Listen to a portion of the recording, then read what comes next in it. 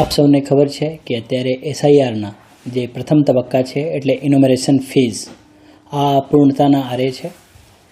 11 તારીખે ઇનોમરેશન form submit કરવાની છેલ્લામાં છેલ્લી તારીખ છે.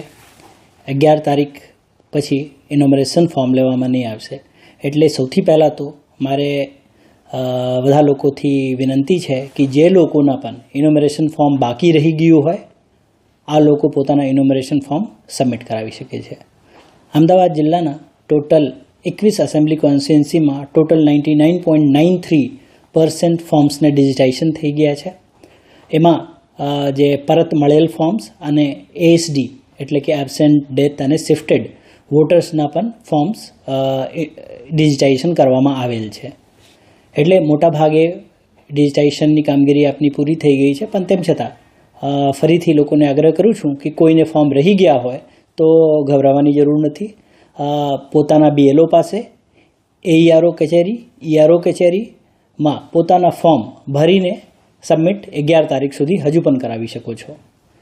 સાથે સાથે અત્યારે આપણું આ એસઆઈઆરની ઝુંબેશ દરમિયાન પણ આપણે ફોર્મ 6ની પણ કામગીરી અત્યારે ચાલુ છે. એટલે લોકો જેનું નામ 2002 અથવા 2025ની મતદાર યાદીમાં ન હોય આ લોકો પણ અને લાયકાત ધરાવતા હોય એવા લોકો પણ ફોર્મ 6 ભરીને પોતાના નામ નોંધાવી શકે છે અને મતદારી યાદીમાં એનું નામ સમાવેશ થઈ જશે.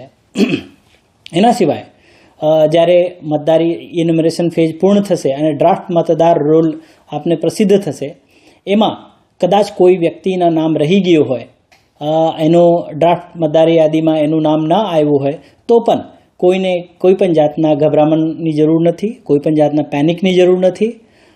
આપના સિસ્ટમમાં પ્રત્યેક વ્યવસ્થાઓ છે જેથી કે કોઈ પણ યોગ્યતા ધરાવતા, લાયકાત ધરાવતા મતદારનું નામ નહીં રહી જશે. એટલે કે લાયકાત ધરાવતા દરેક લોકોના નામ મતદારી યાદીમાં આવી શકે છે. એના માટે ફોર્મ 6 જેમ પહેલાં પણ કહ્યા ફોર્મ 6 ભરીને લોકો પોતાના નામ નોંધાવી શકે. એના સિવાય જેનું નામ 2025ની મતદારી યાદીમાં ચાલતું હોય અને 2002માં કદાચ એનું નામ ન મળ્યું હોય અથવા મેપિંગ ન થઈ શક્યું હોય તો એવા લોકોને ફરીથી એક વખત તક મળશે કે પોતાના જે ચૂંટણી પંચ દ્વારા નક્કી થયેલા જે નિર્દિષ્ટ જે આઈડેન્ટિટી કાર્ડ્સ છે, જે પુરાવાઓ છે, આ પુરાવા પણ સબમિટ કરશે